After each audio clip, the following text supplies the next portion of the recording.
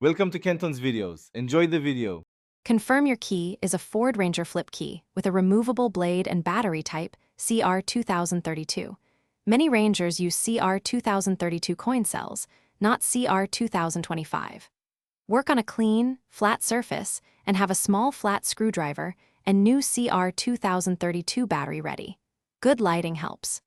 Wear nitrile gloves or keep hands clean to avoid fingerprints on contacts and buttons. This prevents oil from disrupting connections and keeps the fob interior clean while you open and handle components carefully.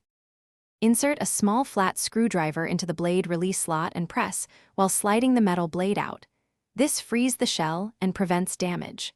Locate the seam around the plastic shell and gently pry with the screwdriver, starting at the notch near the key ring hole, applying steady, even pressure. Separate the two halves slowly to avoid popping out the circuit board or spring-loaded components. Keep track of any tiny springs and the rubber button pad so nothing gets lost during the opening process. Remove the old CR2032, note polarity, and insert the new CR2032 with the plus side up. Improper polarity prevents the fob from powering up.